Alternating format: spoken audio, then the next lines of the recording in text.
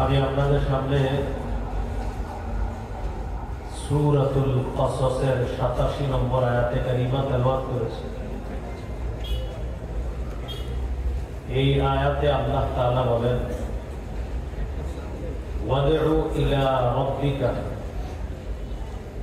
আপনি আপনার রবের দিকে আহ্বান করেন, দাওয়াত দেন।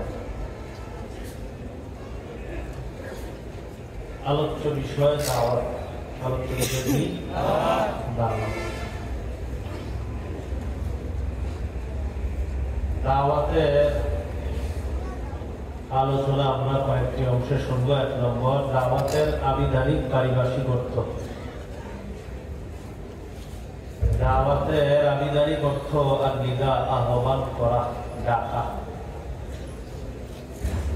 যেমন সূরা বনী ইসরাঈলের 52 নম্বর আয়াতে আল্লাহ তাআলা বলেন, ইয়াউমা ইয়াদউকুম, যেদিন তিনি তোমাদেরকে আহ্বান করবেন, ডাকবেন।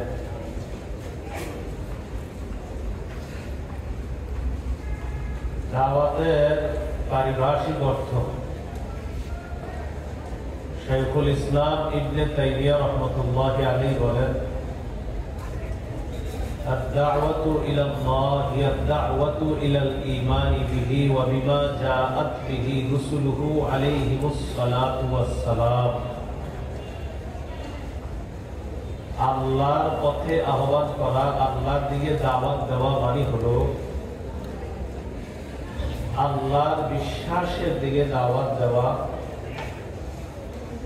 আল্লাহর রাসূলগণ যা নিয়ে এসেছেন এই দিকে আহ্বান করা। এটা হলো দাওয়াতের পারিভাষিক অর্থ। শাইখ খিজির রহমতুল্লাহি আলাইহি বলেন, 4 জিনিসের নাম দাওয়াত। হাসুন নাসি আলাল খাইরি ওয়াল হুদা ওয়াল আমরি বিল মা'রুফ ওয়ান নাহyi আনিল মুনকার। মানুষকে কল্যাণের ব্যাপারে উৎসাহিত করা, হেদায়েতের প্রতি উৎসাহিত করা, উদ্বুদ্ধ করা, সৎ কাজের আদেশের প্রতি উদ্বুদ্ধ করা, অসৎ কাজের নিষেধের প্রতি উদ্বুদ্ধ করার নাম হলো দাওয়াত।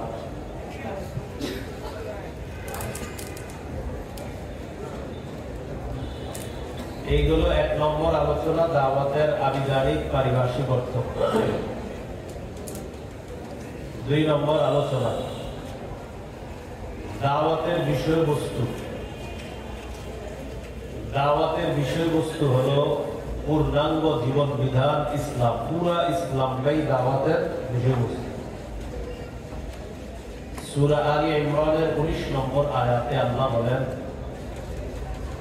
ইন্নাদ দীনা ইনদাল্লাহিল ইসলাম, আল্লাহর কাছে একমাত্র দ্বীন হলো ইসলাম। তাফসীরে জালালাইনে আসছে, ইন্নাদ দীনা মানে হলো ইন্নাদ দীনাল মারদিয়্যা ইনদাল্লাহি হুয়াল ইসলাম। আল্লাহর কাছে পছন্দনীয় মনোনীত ধর্ম হলো ইসলাম। সূরা আলে ইমরানের 85 নম্বর আয়াতে আল্লাহ তাআলা বলেন, وَمَن يَبْتَغِ غَيْرَ الْإِسْلَامِ دِينًا فَلَن يُقْبَلَ مِنْهُ, যে ব্যক্তি ইসলাম ছাড়া অন্য কোনো কিছুকে দ্বীন হিসাবে কামনা করবে, فَلَن يُقْبَلَ مِنْهُ, এটা তার থেকে গ্রহণ করা হবে না। তাহলে দাওয়াতের বিষয়বস্তু পুরা ইসলাম, পূর্ণাঙ্গ জীবন বিধান ইসলাম, দাওয়াতের বিষয়বস্তু। 3 নম্বর, দাওয়াতের উদ্দেশ্য আল্লাহর সন্তুষ্টি অর্জন করা। সূরা আন-নামের 162 নম্বর আয়াতে আল্লাহ বলেন,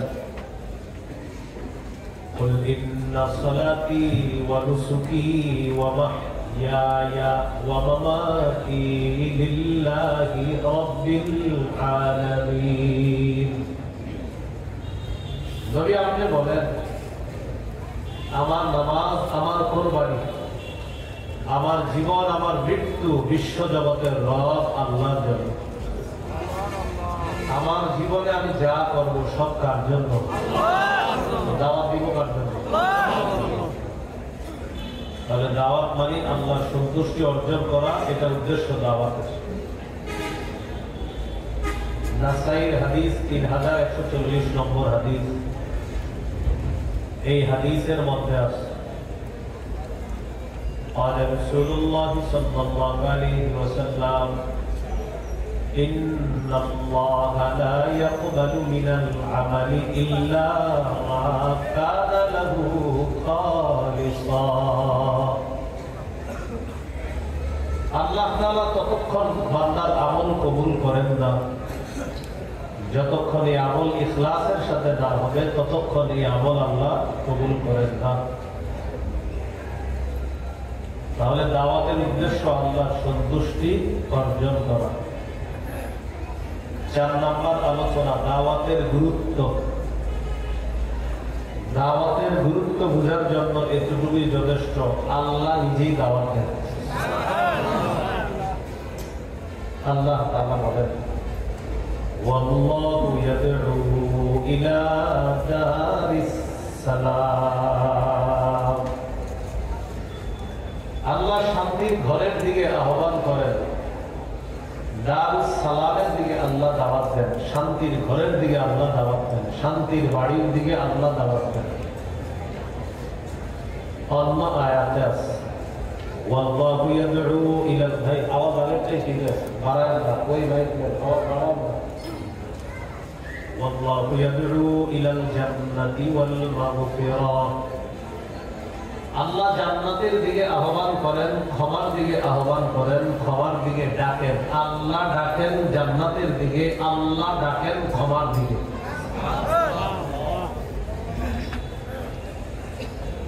তাহলে আল্লাহ দাওয়াত দেন। আল্লাহ তাআলা সূরা নিসার 136 নম্বর আয়াতে বলেন ইয়া আইয়ুহাল্লাযীনা আমানু আমিনু বিল্লাহ آمنوا بالله ورسوله والكتاب الذي نزل على رسوله والكتاب الذي أنزل من قبل হে ঈমানদারগণ, তোমরা ঈমান আনো, বিশ্বাস স্থাপন করো আল্লাহর প্রতি,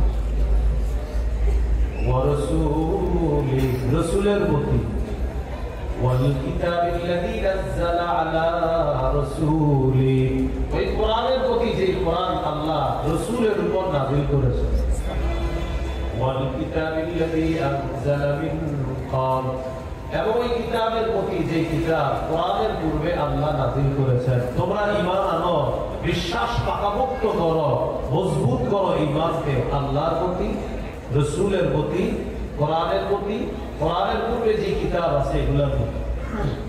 এরপরে আল্লাহ বলেন وَمَن يَكْفُرْ بِاللَّهِ وَمَلَائِكَتِهِ وَكُتُبِهِ وَرُسُلِهِ وَالْيَوْمِ الْآخِرِ فَقَدْ ضَلَّ ضَلَالًا بَعِيدًا। যেটাকে আল্লাহকে অস্বীকার করে, রাসূলকে অস্বীকার করে, ফেরেশতাদেরকে অস্বীকার করে, আল্লাহ কিতাবগুলো অস্বীকার করবে, আল্লাহ রাসূলদেরকে অস্বীকার করবে, আখিরাতকে অস্বীকার করবে, তারা স্পষ্ট পথভ্রষ্ট হবে, তারা দূরবর্তী গুমরাহির মধ্যে লিপ্ত হবে। মানে হলো এমন গুমরাহ হবে যে গুমরাহি থেকে ফিরে আসা কঠিন হয়ে যাবে, অসম্ভব হয়ে পড়বে। আল্লাহ আমাদেরকে গুমরাহি থেকে হেফাজত করবে। তাহলে দাওয়াত দেয় কে? রাসূলুল্লাহ সাল্লাল্লাহু আলাইহি ওয়াসাল্লাম দাওয়াত দিয়েছেন, আল্লাহ নবীকে দাওয়াত দিতে বলছেন। সূরা মাইদা 67 নম্বর আয়াতে আল্লাহ বলেন ইয়া আইয়ুহার রাসূল বাল্লিগ মা উনজিলা ইলাইকা মির রাব্বিক। রাসূল, আপনি তাবলীগ করেন, আপনি প্রচার করেন, যা আপনার প্রতি অবতীর্ণ করা হয়েছে তা আপনি প্রচার করেন, তাবলীগ করেন। নবীজিকে আল্লাহ দাওয়াত দিতে বললেন। নবীজি গোপনে দাওয়াত দেওয়া শুরু করলেন। দাওয়াত দেওয়ার পর সূরা শুআরা 214 নম্বর আয়াত আল্লাহ যখন নাযিল করে প্রকাশ্যে দাওয়াতের কথা বললেন, আল্লাহ বলেন وأنذر عشيرتك الأقربين। আপনি আপনার নিকট আত্মীয়দেরকে ভয় দেখান, সতর্ক করেন। সহিহ বুখারীর বর্ণনা 4770 নম্বর হাদিস, সূরাতুশ শুআরা 214 নম্বর আয়াত আল্লাহ যখন নাযিল করে প্রকাশ্যে দাওয়াত দিতে বললেন, صعد رسول الله صلى الله عليه وسلم على الصفا। রাসূলুল্লাহ সাল্লাল্লাহু আলাইহি সাল্লাম সাফা পাহাড়ের উপর উঠলেন। পাহাড়ের উপর ওঠার পর ফাজাআলা ইনাদি, ডাকতে লাগলেন, ইয়া বনি ফিহরিন ইয়া বনি আদি, ও বনু ফিহর, ও বনু আদি, বনু ফিহর বনু আদি, তাদেরকে ডাকতে লাগলেন। তো বনু ফিহর আর বনু আদি তাদের নাম ধরে ধরে ডাকতে লাগলেন। লিবুতুনি কুরাইশ, কুরাইশের বিভিন্ন এলাকার নাম ধরে ধরে ডাকতে লাগলেন। فجاء أبو لهب وقريش, আবু লাহাব এবং কুরাইশ তারা আসলো দলে দলে। فجعل الرجل إذا لم يستطع أن يخرج أرسل رسولا لينظر ما هو। যে ব্যক্তি আসতে পারল না সে আরেকজনকে পাঠায় দিল, যাও তো মোহাম্মদ কি বলে একটু শুনে আসো। সাল্লাল্লাহু আলাইহি ওয়াসাল্লাম সবাই দলে দলে আসছে। নবীজি পাহাড়ের উপর থেকে বললেন, রাআইতাকুম লাউ আখবারতুকুম আন্না খাইলান বিল ওয়াদি তুরিদু আন তুগীরা আলাইকুম আকুনতুম মুসাদ্দিকিয়া। আমি যদি তোমাদেরকে বলি এই পাহাড়ের পিছনে একজন শত্রু সেনা অপেক্ষা করছে যারা তোমাদের উপর অতর্কিত হামলা চালাবে, তোমরা কি আমার কথা বিশ্বাস করবা? এটা বুখারীর 4770 নম্বর হাদিসের বর্ণনা, 4972 নম্বর হাদিসে আছে। আর আব্দুল্লাহ ইবনে আব্বাস রাদিয়াল্লাহু তাআলা আনহুমা আন্না নবী সাল্লাল্লাহু আলাইহি ওয়াসাল্লাম خرج إلى البطحاء وصعد إلى جبل। রাসূলুল্লাহ সাল্লাল্লাহু আলাইহি ওয়াসাল্লাম বতহা নামক এলাকায় গেলেন, পাহাড়ের উপর উঠলেন। উঠার পর বললেন, ইয়া সাবাহা, এ কোথায় আসো, আসো, কথা আছে।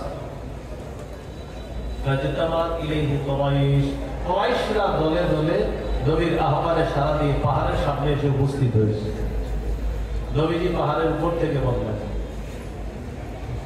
আরাআইতুম ইন হাদাসতুকুম আন্নাল আদুওয়া মুসাব্বিহুকুম আও মুমাসসিকুম মা কুনতুম তুসাদ্দিকুনি। আমি যদি তোমাদেরকে বলি একদল শত্রু সেনা যারা তোমাদের উপর সন্ধ্যায় অথবা সকালে তোমাদের উপর হামলা চালাইতে পারে, আমার কথা কি তোমরা বিশ্বাস করবা? আগের বর্ণনায় বলছে পাহাড়ের পিছনে একদল শত্রু সেনা, এটা হলো একদল শত্রু সেনা যারা সকাল সন্ধ্যা সকালে বা সন্ধ্যায় তোমাদের উপর হামলা চালাইতে পারে, আমার কথা কি বিশ্বাস করবা? সবাই এক বাক্যে জবাব দিল, ক্বালু না'আম মা জাররাবনা আলাইকা ইল্লা সিদকা। অবশ্যই আমরা বিশ্বাস করব, আমরা যাচাই বাছাই করে দেখেছি তুমি কখনো সত্য ছাড়া মিথ্যা বলো না, তুমি জীবনে যা বলো সব সত্য। এই কথা বলার পর রাসূল সাল্লাল্লাহু আলাইহি ওয়াসাল্লাম বললেন, যেহেতু আমি সব সত্য কথা বলি তাহলে শোনো, فإني نذير لكم بين يدي عذاب شديد। আমি তোমাদেরকে কঠিন আযাবের ভয় দেখাই। আল্লাহকে আল্লাহ মানো, যদি না মানো তোমাদের উপর কঠিন আযাব আসবে, আমার কথা মেনে নাও। যদি না মানো তোমাদের উপর কঠিন আযাব আসবে, সে আযাব কঠিন হবে। আল্লাহকে আল্লাহ মেনে নাও, যদি না মানো তাহলে কঠিন আযাব তোমাদেরকে পাকড়াবে। এই কথা বলার পর আবু লাহাব বলল, তাব্বান লাকা সাইরাল ইয়াউম আলিহাযা জামাআতানা। মুহাম্মদ, তুমি আমাদেরকে এই কারণে ডাকছো, তোমার পুরাটা দিন ধ্বংস হোক। তখন আল্লাহ তাআলা আয়াত নাযিল করলেন, তাব্বাত ইয়াদা আবি আবী লাহাবিন ওয়া তাব। আমার নবী ধ্বংস হবে না, আবু লাহাবের দুই হাত ধ্বংস, সে নিজেও ধ্বংস। বলি নাউযুবিল্লাহ। প্রকাশ্যে দাওয়াত দেওয়া শুরু করলেন। সহিহ বুখারীর বর্ণনা 2753 নম্বর হাদিস, 2753। قال رسول الله صلى الله عليه وسلم اشتروا أنفسكم। হে কুরাইশ সম্প্রদায়, তোমরা নিজেদেরকে আগুন থেকে বাঁচাও। فإني لا أغني عنكم من الله شيئا। আল্লাহর আযাবের মোকাবেলায় আমি তোমাদের কোনো উপকার করতে পারবো না। ওয়া বানি আব্দি মানাফ ওয়া বনু আব্দি মানাফ, আগুন থেকে নিজেদেরকে বাঁচাও। ফাইন্নী লা উগনি আনকুম মিনাল্লাহি শাইআ। আল্লাহর আযাবের মোকাবেলায় আমি তোমাদের কোনো উপকার করতে পারবো না। এরপর বললেন, ইয়া আব্বাস ইবনে আব্দুল মুত্তালিব, নবীর চাচা আব্বাস। নিজের চাচাকে ডেকে বললেন, আপনি আমার চাচা, নিজেকে আগুন থেকে বাঁচান। ফাইন্নী লা উগনি আনকা মিনাল্লাহি শাইআ। আমি আপনাকে আল্লাহর আযাবের মোকাবেলায় কোনো উপকার করতে পারবো না। ইয়া সফিয়াতা আম্মাত রাসূলিল্লাহ সাল্লাল্লাহু আলাইহি ওয়াসাল্লাম, ও আমার ফুফু সফিয়া, আপনি আমার ফুফু, আমি আপনার ভাতিজা, আগুন থেকে নিজেকে বাঁচান। আমি কিন্তু আল্লাহর আযাবের মোকাবেলায় আপনার কোনো উপকার করতে পারবো না। নিজের কলিজার টুকরা ফাতেমা রাদিয়াল্লাহু তাআলা আনহাকে ডেকে বললেন, ইয়া ফাতিমা বিনত মুহাম্মাদিন সাল্লাল্লাহু আলাইহি ওয়াসাল্লাম, ও মুহাম্মাদের মেয়ে ফাতেমা সাল্লাল্লাহু আলাইহি ওয়াসাল্লাম, আনকিদি নাফসাকি মিনান নার, আগুন থেকে নিজেকে বাঁচাও। ফাইন্নী লা উগনি আনকি মিনাল্লাহি শাইআ। আল্লাহর আযাবের মোকাবেলায় আমি তোমার কোনো উপকার করতে পারবো না, বাঁচাও। প্রকাশ্যে দাওয়াত শুরু করে দিলেন। তাহলে আমাদের নবীও দাওয়াত দিচ্ছে, মনে আছে? এই ব্যাপার আলোচনা চলতেছে, দাওয়াতের গুরুত্ব। আল্লাহ দাওয়াত দিয়েছে, আমাদেরকে দাওয়াত দেন, ডাকেন, আহ্বান করেন জান্নাতের দিকে। নবীও দাওয়াত দেন। ওলামায়ে কেরাম আপনাদের সামনে কথা বলে। আমার আগে হযরত মাওলানা মুফতি হাসান জামিল সাহেব হুজুর কথা বলছে, কত সত্য সুন্দর কথা। চার শ্রেণী মানুষ কি সুন্দর করে ব্যাখ্যা দিলেন। এই যে কথাগুলো বললেন, এটাও দাওয়াত। قال رسول الله صلى الله عليه وسلم مثل الذي يتعلم العلم ثم لا يحدث به كمثل الذي يكنز الكنز ثم لا ينفق به। কোন ব্যক্তি যদি ইলম অর্জন করে, পর যদি ইলম প্রচার না করে, দাওয়াতের কাজ যদি না করে, প্রচার প্রসারের কাজ, তাবলীগের কাজ যদি না করে, সে ওই ব্যক্তির মতো হয়ে যাবে যে ব্যক্তি টাকা সঞ্চয় করলো কিন্তু খরচ করে না। এক ব্যক্তি টাকা সঞ্চয় করে, জমা করে, খরচ করে না। নবী বলেন, কোন আলেম ইলম শিক্ষা করার পর এটা যদি বিতরণ না করে, সে আলেম ওই ব্যক্তির মতো যে টাকা পয়সা সঞ্চয় করে কিন্তু খরচ করে না। উলামায়ে কেরামের দায়িত্ব, তারা যা জানে এটা অন্যকে জানায় দিতে হবে। এখান থেকেও বুঝে আসে তাবলীগের, দাওয়াতের কতটা গুরুত্ব। আল্লাহ আমাদেরকে গুরুত্ব বুঝে দাওয়াতের কাজ করার তৌফিক দান করেন। এগুলো 4 নাম্বার কথা। 1 নাম্বার আবিধানিক পারিভাষিক অর্থ, 2 নাম্বার বিষয়বস্তু, 3 নাম্বার গেল উদ্দেশ্য, 4 নাম্বার গেল দাওয়াতের গুরুত্ব, 5 নাম্বার দাওয়াতের পদ্ধতি। বলেন দাওয়াতের কি পদ্ধতি? গুরুত্বপূর্ণ আলোচনা। 1 নাম্বার পদ্ধতি, কৌশলে দাওয়াত দেওয়া। প্রিয় ভাইয়েরা, কিভাবে দাওয়াত দেওয়া? কৌশলে। সূরা নাহল 125 নম্বর আয়াত, 14 পারা 20 নম্বর পৃষ্ঠা। আল্লাহ বলেন, উদউ ইলা সাবিলি রাব্বিকা বিল হিকমাতি ওয়াল মাউইযাতিল হাসানা ওয়াজাদিলহুম বিল্লাতী হিয়া আহসান। নবী, আপনি আপনার রবের রাস্তায় দাওয়াত দেন কৌশলের সাথে, উত্তম ওয়াজের মাধ্যমে আপনি দাওয়াত দেন। ওয়াজাদিলহুম বিল্লাতী হিয়া আহসান, আপনি বাতিলদের সাথে উত্তম পন্থায় মোকাবেলা করেন। তাহলে কৌশলে দাওয়াত দেওয়া। বলেন কিভাবে দাওয়াত দেওয়া? 2 নাম্বার নরম ভাষায় দাওয়াত দেওয়া, নরম ভাষায় ভাই আসেন আসেন নামাজে আসেন, এই নিয়ে বেড়ে করবেন না, জানতো তা আবার বলবেন ভাই আসেন না, 10 মিনিট পরে আসেন, যান 10 মিনিট পরে আবার যাবেন, ভাই চলেন এখন ব্যস্ত আছি 1 ঘন্টা পরে আসেন, 1 ঘন্টা পরে গিয়ে বলবেন ভাই পায়ে পড়ি চলেন না নামাজ। এইভাবে নরম ভাষায় দাওয়াত দিতে হবে। আর ঘটনা চক্রে যদি আপনার দাওয়াতে এই লোকটা নামাজি হয়েই যায়, এই যে আপনার নাজাতের জন্য যথেষ্ট হয়ে যায়। নরম ভাষায় দাওয়াত দেওয়া। সূরা তাহা 42, 43, 44 নম্বর আয়াতে আল্লাহ বলেন ইযহাব আনতা ওয়া আখুকা বিআয়াতি ওয়া লা তানিয়া ফি যিকরি। মুসা নবীকে আল্লাহ বলেন আপনি এবং আপনার ভাই আমার আয়াতগুলো নিয়ে যান, ওয়া লা তানিয়া ফি যিকরি, আমার নিদর্শন দিয়ে আপনারা যান, আমাকে স্মরণ করার ক্ষেত্রে অলসতা করবেন না। ইযহাবা ইলা ফিরআউনা ইন্নাহু তাগা, আপনারা দুইজন ফিরআউনের কাছে যান, ফিরআউন নাফরমানি করেছে, সীমা লঙ্ঘন করেছে। ফাকুলা লাহু কাওলান লায়্যিনান লাআল্লাহু ইয়াতাযাক্কারু আও ইয়াখশা, আপনারা দুইজন ফিরআউনের সাথে নরম ভাষায় কথা বলবেন, নরম ভাষায় দাওয়াত দিবেন। হয়তো ফিরআউন উপদেশ গ্রহণ করবে, না হয় ভয় করবে। বলেন তো কোন ভাষায় কথা বলতে বলছে আল্লাহ? তাহলে দাওয়াতের 2 নম্বর পদ্ধতি নরম ভাষায় দাওয়াত দেওয়া। 3 নম্বর কথা বলেন কর্কশ ভাষী না হওয়া। বলেন সবাই বলেন কি ভাষী না হওয়া? কর্কশ ভাষী না হওয়া। এখন মনে করেন আমি দাওয়াতের কাজ করতে গিয়ে বললাম, ওলামায়ে কেরাম যদি আমাদের কথা সোজাভাবে মানে ভালো কথা, না মানলে কেমনে মানা যায় আমরা জানি, এটা কি কোনো কথা হইল? মনে করেন কেউ বললো যে আমরা তাদেরকে বলেছি, তারা যদি মানে ভালো কথা, না মানলে কিভাবে মানাবো এই নিয়ম আমরা জানা। এটা কি সুন্দর দাওয়াতের ভাষা হলো? এটা দাওয়াতের ভাষা না। কর্কশ ভাষী না হওয়া, কঠিন হৃদয়ের অধিকারী না হওয়া।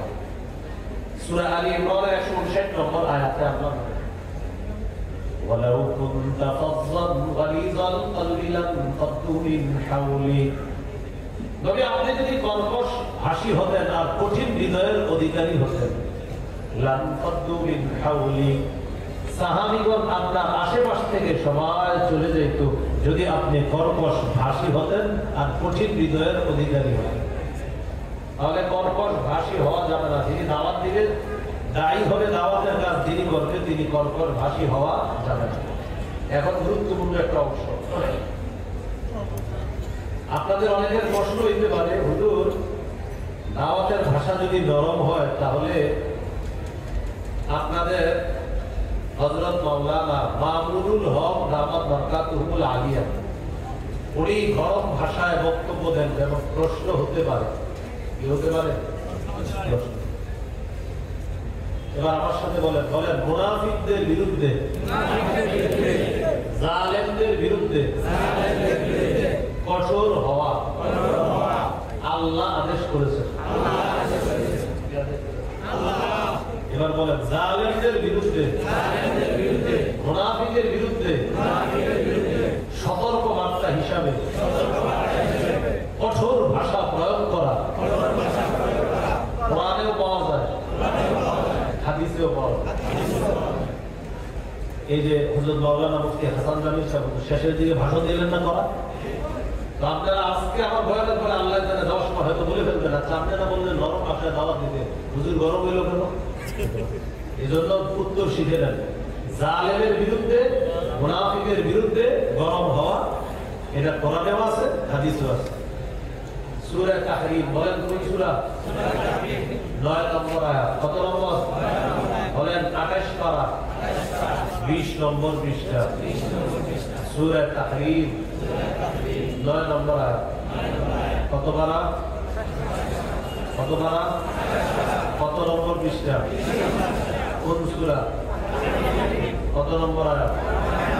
এই আয়াতে আল্লাহ বলেন ইয়া আইয়ুহান নাবিয়্যু জাহিদিল কুফফার ওয়াল মুনাফিকিনা ওয়াগলুজ আলাইহিম।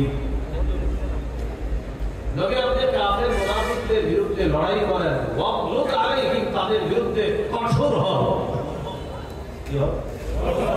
ওয়াগলুজ, কঠোর হন আলাইহিম, তাদের বিরুদ্ধে। তাহলে মুনাফিকদের, তাহলে আমাদের দেশের কোন আলেম যদি মুনাফিকদের বিরুদ্ধে, জালেমদের বিরুদ্ধে আর মাজলুমের পক্ষে কঠোর ভাষা ব্যবহার করেন, এটা দোষণীয় না, বরং এই কথাও কোরআন সুন্নাহয় পাওয়া যায়। এবার প্রশ্ন হলো, মাওলানা মাহমুদুল হক হাফিজাহুল্লাহ সহ আরো অনেকে যেভাবে, যে পদ্ধতিতে, যে স্টাইলে বয়ান দেয়, দেখি এই স্টাইল হাদিসে আছে কিনা। যদি থাকে, আজকের পরে আর কেউ সমালোচনা করবেন। ইবনে মাজাহ হাদিসের কিতাব 45 নম্বর হাদিস, কানা রাসূলুল্লাহ সাল্লাল্লাহু আলাইহি ওয়াসাল্লাম ইযা খাতাবা, নবীজি যখন ভাষণ দিতেন, বলেন কি দিতেন? ভাষণ দিতেন। ইহমারাত আইনা, নবীর চোখ লাল হয়ে যেত। চোখ কি লাল হয়ে যেত। ওয়া আলা সাউতুহু, নবীর আওয়াজ উঁচু হয়ে যেত। তাহলে মিলাদ চোখ, আওয়াজ উঁচু, ওয়াশতাদ্দা গাদাবুহু, প্রচুর রাগ হয়ে যেত। এবার মিলাদ এখন আমাদের দেশে, বিশেষ করে ইবনে শাইখুল হাদিস, তিনি যখন বক্তব্য দেন, দেখেন একটা কথা হলো, আপনি ওনারা দেখতে পারেন না, এটা এক বিষয়। দেখতে পারেন না বলে ওনার কোনো কাজ যদি সুন্নাহ মোতাবেক হয়, সেই কাজের বিরোধিতা আপনি করতে পারেন না। আসল কথা হলো যে আমাদের দেশে একটা নিয়ম হলো, আমি জানি দেখতে পারবো না, হ্যাঁ যদি সুবহানাল্লাহ করে দাও, কিন্তু আপনি স্কিনটা একটু জোরে বললেন না, আপনি ভাইয়ের মধ্যে একটু এরকম হওয়া উচিত ছিল। হ্যাঁ মধ্যে আপনি টানটা মনে হয় একটু মাঝারি দিয়ে ফেলছেন, মানে দেখতে পারি না, তো এই জন্য আমি কিছু একটা বের করতে। এইটা তো ঠিক না, এটা কি ঠিক না? এটা ঠিক না। এই হুজুর বললেন যে অনেকে আপনারা দাড়ি রাখেন না, কিন্তু এটা বুঝেন যে না, দাড়ি রাখা আসলে জরুরি, কিন্তু রাখি না, আমি ইনশাল্লাহ রাখবো, বা আমি দাড়ির বিরুদ্ধে না। কিন্তু কি বললেন, যদি এরকম হয় যে আপনি দাড়ির সমালোচনা করেন, দাড়ি নিয়ে কটূক্তি করেন, তা আপনি ইসলাম থেকে বের হয়ে যাবেন। তাহলে অনেক ভাই আছে আমাদের, যে ভাইয়ারা দাড়ি রাখতেছে না, ইনশাল্লাহ আমরা আশাবাদী রাখবে, কিন্তু তারা দাড়ির বিরুদ্ধে না। কিসের বিরুদ্ধে না? দাড়ির বিরুদ্ধে। তাহলে নবীজি যখন ভাষণ দিতেন, চোখ লাল হয়ে যেত, আওয়াজ উঁচু হয়ে যেত, রাগ হইতেন প্রচন্ড। কান্নাহু মুনদিরু জাইশিন, যেন নবীজি কোন দলকে সতর্ক করতেন, সতর্ক বার্তা দিতেন, কেমন ভাবে আল্লাহ রাসূল ভাষণ দিতেন। তাহলে আসলে মূল আলোচনা আবার চলে আসে। 5 নম্বর আলোচনা চলছে, দাওয়াতের পদ্ধতি। 1, কৌশলে দাওয়াত দেওয়া। 2, নরম ভাষায় দাওয়াত দেওয়া। 3, কর্কশ ভাষী না হওয়া। এখানে আবার শিখছি প্রয়োজনে মুনাফিকদের বিরুদ্ধে, জালেমদের বিরুদ্ধে কঠোর ভাষা প্রয়োগ করার সুযোগ আছে, এইটা নিয়ম আছে। আল্লাহ কথাগুলো মনে রাখার তৌফিক দান করুন।